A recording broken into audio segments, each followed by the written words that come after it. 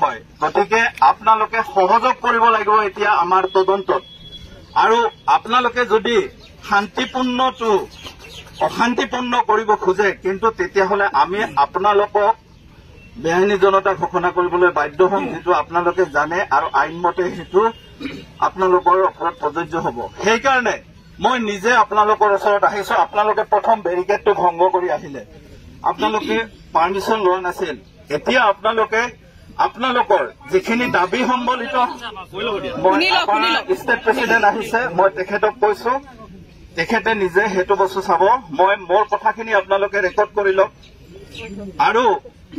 আপোনালোকে এতিয়া দায়িত্ব হ'ব ষ্টেট প্ৰেচিডেণ্ট যিহেতু আছে আপোনালোকে আমাক পুলিচক তদন্তত সহায় কৰা আৰু আমি তদন্ত কৰিম আপোনালোকৰ যদি কিবা থাকে আপোনালোকৰ নেতৃস্থানীয় আপোনালোকৰ যিসকল ডিষ্ট্ৰিক্ট প্ৰেচিডেণ্ট আছে আপোনালোকৰ যিসকল বৰমৰীয়া আছে তেখেতসকলে মোৰ ওপৰত যদি ছেটিছফাই নহয় ডিচি মহোদয়ৰ ওচৰতো তেওঁলোকে বহি কথাখিনি পাতিব পাৰিব কিন্তু আমি যিহেতু তদন্ত প্ৰক্ৰিয়া আৰম্ভ কৰিলো প্ৰথম পৰ্যায়ত আমি আসামী এৰেষ্ট কৰিলো আৰু এতিয়া তদন্তত যদি আপোনালোকে সহযোগ নকৰে আমি কেনেকৈ আগবাঢ়িম আৰু এনেধৰণে আপোনালোকে আজি মোৰ ঠেলা হেঁচাত এডিশ্যন লেছপি দুখ পাইছে আপোনালোকে চাব পাৰে গতিকে এই পৰ্যায়লৈ আপোনালোকে নাহিব শান্তিপূৰ্ণভাৱে আপোনালোকৰ যি দাবী আছে যি মেমৰেণ্ডাম আছে সেইখিনি মেজিষ্ট্ৰেট আছে মই আছো আপোনালোকে দিয়ক আৰু ইয়াৰ পিছত আপোনালোকৰ প্ৰতিনিধিবৰ্গ যদি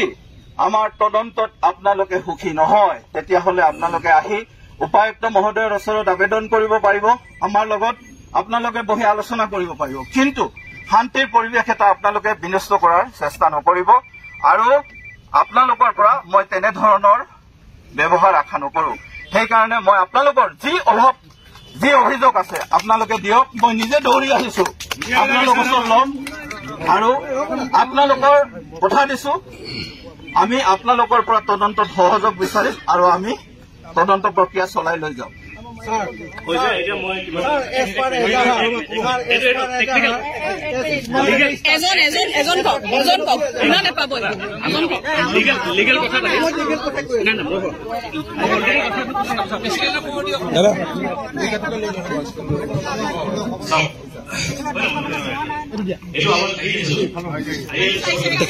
পুলিচৰ থাকে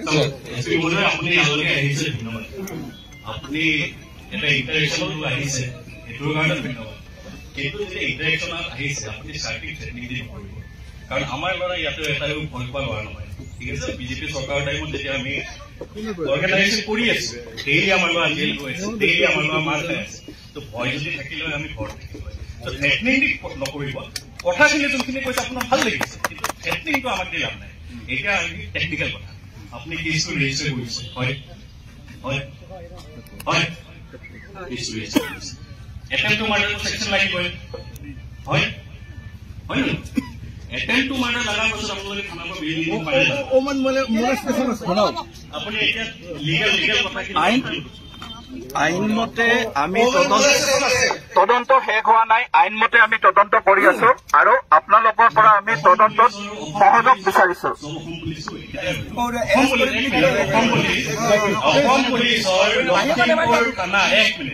লখিমপুৰ থানা আমাৰ ল'ৰা এজনে এটা টুইটৰ কাৰণে আপোনালোক লখিমপুৰ গৈ ল'ৰা ঘৰৰ পৰা টানি চুচুৰা ইয়ালৈকে আনিব পাৰে আপুনি কৈ আছে নেকি যে এটা টুইটতকে সৰু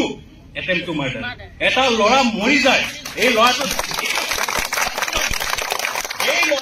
ওপৰত আক্ৰমণ কৰা মানুহৰ ওপৰত একো একচন আপোনালোকৰ অসম পুলিচে লোৱা নাই আৰু একে অসম পুলিচে আমাৰ কংগ্ৰেছৰ ল'ৰা এজনে এটা সাধাৰণ টুইট এটা ফেচবুকত এটা টুইটৰ কাৰণে আপোনালোকে ঘৰৰ পৰা উঠাই চুচুৰাই আনিব পাৰে কিন্তু ইয়াতে এটেক কৰা ল'ৰা এজনক আপোনালোকে এৰেষ্ট কৰিব সেইটো পলিটিকেল আপুনি ভাবিবনে নাভাবিব আপুনি কওক নহয় আমি যিসকল এফআইআৰ নেমেকচ আছিল সকলোকে আমি এৰেষ্ট কৰিছো আৰু তদন্ত প্ৰক্ৰিয়া চলি আছে তদন্ত শেষ হোৱা নাই আমি কথা দিছো আপোনালোকৰ যদি তদন্তত আপোনালোকৰ যদি দেখিছে যে ছেটিছফাই হোৱা নাই মই আপোনাক কলোই দেখোন আমাৰ এডমিনিষ্ট্ৰেশ্যন আছে ডিষ্ট্ৰিক্ট কমিশনাৰ আছে মোৰ ডিআইজি আছে আইজিপি আছে গতিকে আপোনালোকে সেই ক্ষেত্ৰতো কৰিব পাৰিব কিন্তু আমিতো তদন্ত আৰম্ভ কৰিলো এৰেষ্ট কৰিলো এতিয়া আপোনালোকৰ পৰা আপুনি সহযোগ কৰিব লাগিব যাতে আমি কৰিব পাৰো আমি যাব আইনমতে আমি আপোনালোকক কৈছো তদন্ত পক্ষে আগবঢ়াই লৈ যাম আৰু আইনমতে তদন্ত হ'ব আৰু আপোনালোকৰ পৰা আমি সহযোগ বিচাৰিছো আজিও ইয়াত আপোনালোকৰ এই আৰক্ষী বিষয়াজনে আমাৰ যেতিয়া মহিলা আৰক্ষীয়ে বুকুত ভুকুৱাইছে তেতিয়া কৈছে বাইদেউ ঠেলা হেঁচা হ'ল ঠেলা হেঁচা আপোনালোকৰ ফালৰ পৰা আমাৰ কিন্তু ইয়াত মহিলা আৰক্ষী আছে নহয় যেতিয়া ভিৰ এটা হৈ যায় শুনা এইটো লাইনলৈকে বস্তুখিনি লৈ নাযাবা ময়ো মাজত আছিলো ময়ো ঠেলা হেঁচা আমি আমাৰ অধিকাৰৰ কাৰণে মাত মাতিছো এইজন মহিলা আৰক্ষী নহয় আপোনালোকে এইজন মহিলা আৰক্ষী নহয় এইটো ইছ্যু নবনাব মই মহিলা হিচাপে মেজিষ্ট্ৰেট মই মহিলা বাইদেউ মই 5 মান্থ প্ৰেগনেণ্ট হৈ পেলাই ইয়াত ভিৰৰ মাজত সোমাই আছো গম পাইছেনে নাই মোৰ কাৰণে কিমান প্ৰেগনেণ্ট হৈ ভিৰৰ মাজত সোমাইছে আপুনি মহিলা হিচাপে নহয় আপুনি মহিলা হিচাপে নকৰিব এনেকে আপুনি মহিলা হিচাপে নকৰিব আমি আমাৰ সতীৰ্থ বিষয়ে মহিলা হিচাপে এই এংগলটো মানে এনেকে ইয়াত বেলেগ ধৰণৰ কাম চলি আছে মহিলা হিচাপে এংগলটো সদায় ঘূৰাই নাথাকিব নাই সেইটো নহয়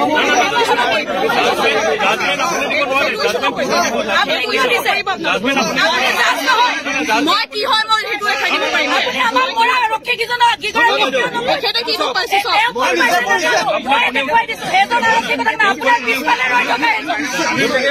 এইবিলাক নকৰিব আপোনালোকে মহিলাক পেলাই দিছে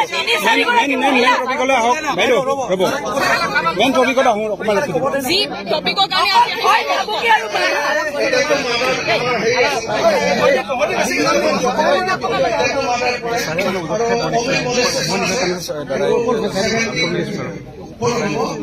আৰু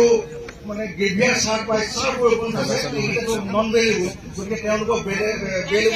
অৱশ্যে ক্ৰিমিনেল ইণ্টিমেশ্যন দিছে ক্ৰিমিনেল ইণ্টিমেশ্যন আমি তাত এজাহাত লিখাই নাই এইকেইটা এনেই অৰ্থহীনভাৱে তেওঁলোকে চেংচনকেইটা লগাই আমাক তাৰমানে তেওঁলোকক যিটো পানিছমেণ্ট দিব লাগে সেই পানিছমেণ্টটো দিব পৰা ব্যৱস্থা কৰি বুলি তেওঁলোকক বেল হেৰি কৰিছিল গতিকে আমি আমাৰ যিকেইটা ছেকশ্যন আছে এটেম্প টু মাৰ্ডাৰ আৰু গ্ৰেভিয়াৰ চাৰ পাই চাৰবোৰ অ'এন মলেষ্টেশ্যন এইকেইটা এড কৰি পিনি তেওঁলোকক পানিছমেণ্ট দিবৰ কাৰণে আমি অনুমোদন কৰিছোঁ মহোদয় আপোনালোকৰ যি অভিযোগ আপোনালোকৰ যি আছে মই কৈছো তদন্ত আইনমতে হ'ব আপোনালোকেও আইন জানে সকলোখিনিয়ে জনা বুজা ব্যক্তি গতিকে এই ক্ষেত্ৰত মই আপোনালোকক কৈছো যদি আপোনালোকৰ কিবা আছে সেইখিনি কথাও আমাক আজিতো মই ইয়াৰ পৰা গুচি নাযাওঁ বা ডিচি মহোদয় নাযায় গতিকে আপোনালোকে সেইখিনিও আপোনালোকৰ নেতৃস্থানীয় মানুহ আহি আমাক ক'ব পাৰিব যে মই এতিয়া অনুৰোধ কৰিম আপোনালোকৰ যি আছে সেইখিনি আমাক দি দিয়ক আৰু এই প্ৰগ্ৰামটো আপোনালোকে ইমানতে সমাপ্ত কৰক স্যাৰ আপোনালোকক আমি মেমোৰেণ্ডামে দাখিল কৰিব গৈছিলো আমি আপোনালোকৰ ফাইট কৰিব যোৱা নাছিলো অনুমতি নাছিলে সেইকাৰণে আপোনালোকে এনেকে যদি আমাৰ অফিচাৰবিলাক ইনজিয়ৰ্ড হয় কেনেকে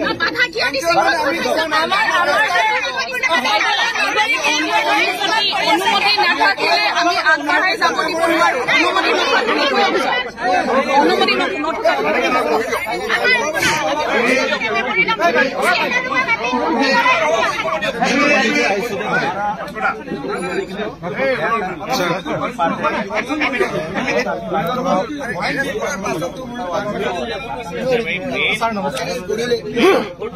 উত্তৰ লাগে যে নন বেলেবল সেকশন থকা পাছত বিলটো দিলে ধাৰা ধৰিবগে নাই আমাক এইটো উত্তৰ কৰি পেলাই নন বেলেবল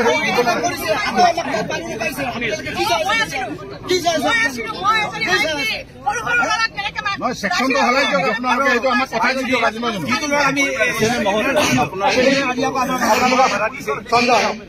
আমি সকলোকে অনুৰোধ জনাইছো আমি প্ৰতিবাদ কৰিব লাগে বুলি প্ৰতিবাদ কৰিব বিচৰা নাই আমি খুব দুখ পাইছো যোৱা দিনবোৰতো আমাৰ ধেমাজি জিলাৰ অন্তৰ্গত জোনাইত বিভিন্ন সময়ত এনেকে এনেকুৱা হিংসাত্মক কাৰ্যসূচী চলি আছে কংগ্ৰেছ দলৰ কৰ্মীসকলক সদায় মাৰপিট কৰে তাৰ হোৱাৰ কাৰণে আমি শেষত প্ৰতিবাদ কৰিছো আৰু প্ৰতিবাদৰ স্থলীত অসম প্ৰদেশ কংগ্ৰেছ সমিতিৰ সন্মানীয় যুৱ কংগ্ৰেছ সমিতিৰ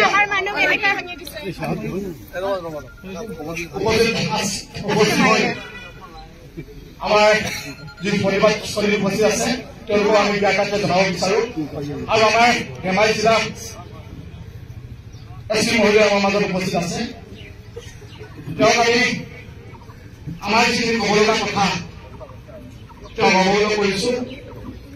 আমি সদায় সহযোগ কৰিব চেষ্টা কৰোঁ আমি কংগ্ৰেছ দলৰ কৰ্মীসকলে পুৰণি হিংসাত্মক কাৰ্যকলাপ আমি আশা নকৰোঁ আমাৰ আৰু সেই কথাখিনি সকলোৱে উপস্থিতিত আমাৰ ছাৰক আমি দিব বিচাৰো আৰু ছাৰে প্ৰতিশ্ৰুতি দিছে আমি খুব কম দিনৰ ভিতৰত তেওঁক প্ৰয়াস কৰি আৰু তেওঁলোকক প্ৰয়াস কৰি উচিত শাস্তি দিম বুলি কৈছে আৰু তাৰ লগে লগে আমি যুৱ কংগ্ৰেছৰ সভাপতি ডাঙৰীয়াক উঠিবৰ কাৰণে অনুৰোধ জনাইছোঁ আৰু তেওঁ মমনাম এখন দিব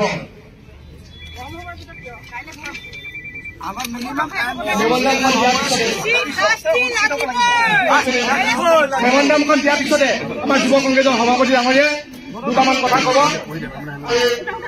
বহি দিলে ভাল হ'ব মানুহখিনি তেতিয়া স্পষ্টভাৱে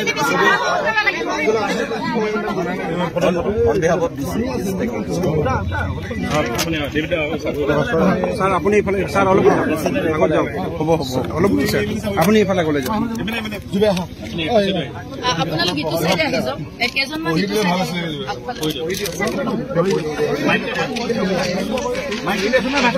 বাইকটো পঢ়ি দিব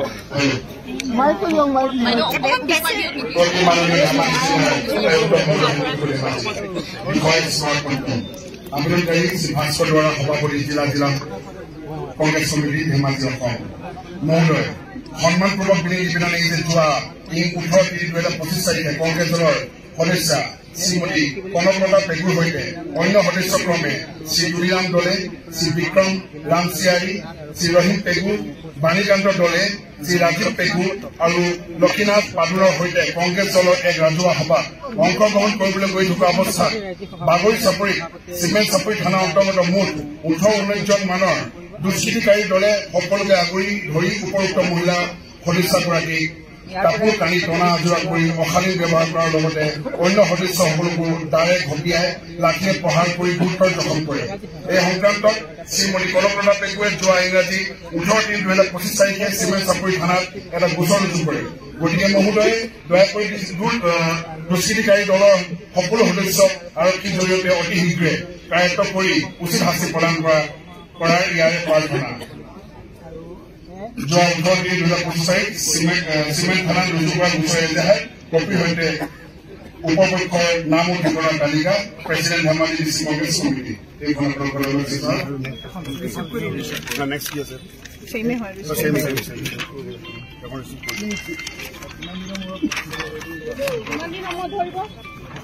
এইখন ৰিচিভিং হয় আমাৰ আচলতে নন বেলেবলত সিহঁতক আকৌ ৰাখিবগে লাগে কৰিবগে লাগে সেইখিনি কৰি দিব লাগে এইখিনি আপোনালোকে আমাক আজি এটা কথা এটা দি দিলে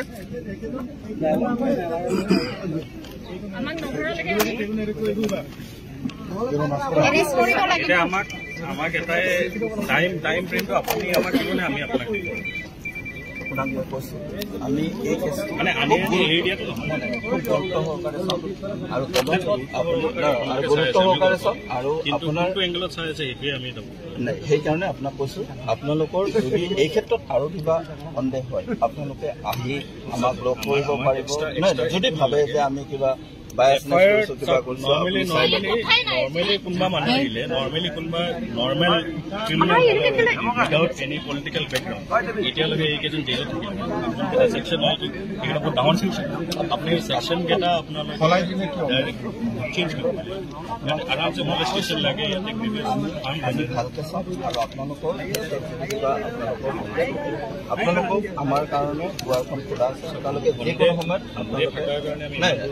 বুজি পাইছো যদি আৰু আপোনালোকে প্ৰেছাৰ থাকে কিন্তু তাৰপাছত প্ৰেছাৰ হেণ্ডেল কৰা আপোনালোকৰ ট্ৰেইন আমি প্ৰথম পৰ্যায়টো আৰম্ভ কৰিছোতো আপোনালোকে সহযোগ কৰক আমি তদন্তত সহযোগ কৰক আমি সহযোগ বিচাৰিম ঠিক আছে এটা বস্তু খালি ডিফাৰেঞ্চটো বুজাই দিওঁ ৰিতম সিঙৰ টুইট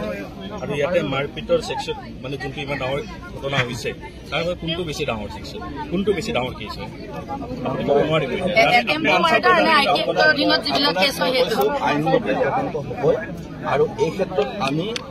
সঠিকভাৱে তদন্ত কৰিম আৰু আপোনালোকৰ সহায় সহযোগ বিচাৰিছোঁ। আৰু এতিয়া এটা বস্তু মই আপোনাক আৰু এটা বস্তু আমি আপোনাক কৈ দিওঁ, এই যে আমি চব জেগাৰ পৰা আহি আছো, আমাৰো কষ্ট হয়। আমি কিয় আহি আছো? কাৰণ নিশ্চয় আমি চামক কথা দিছিলোঁ, তেওঁৰ পৰা এটেক কৰিছিলে। গতিকে যিকেইজন লৰাই আপোনালোকে ল'ৰাক এৰেষ্ট কৰি বুলি কৈছে ইতিমধ্যে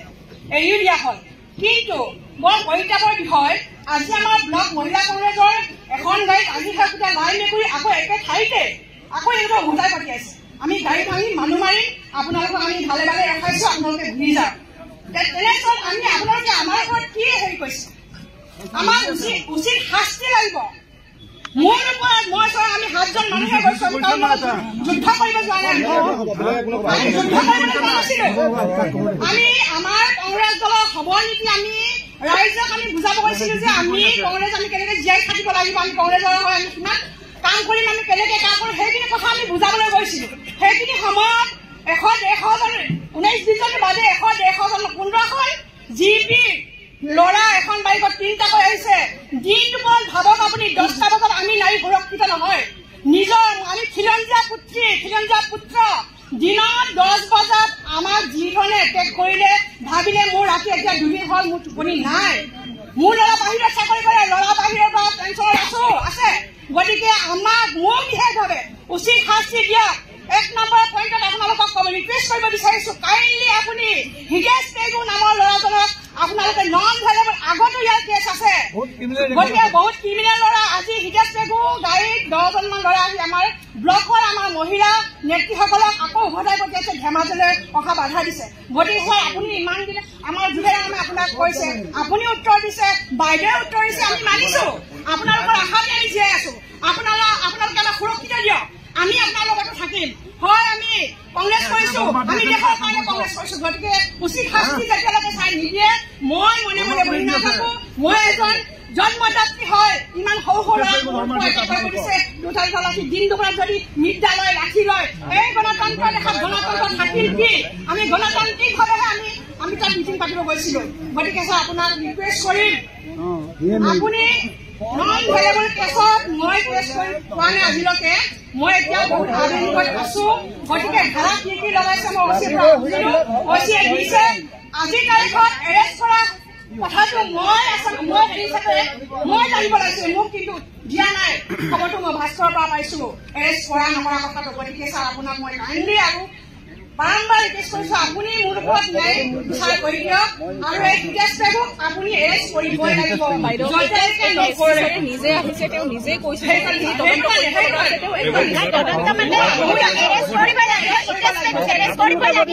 প্ৰথম ক্ৰিমিনেলটো হৈছে হিতেশ পেগু, প্ৰথম ক্ৰিমিনেল হিতেশ পেগু এৰেষ্ট কৰিবই লাগিব। Hitesh Pegu first criminal. Please জলদি আপোনালোকে এৰেষ্ট কৰক। পুলিচে আমি আমাৰ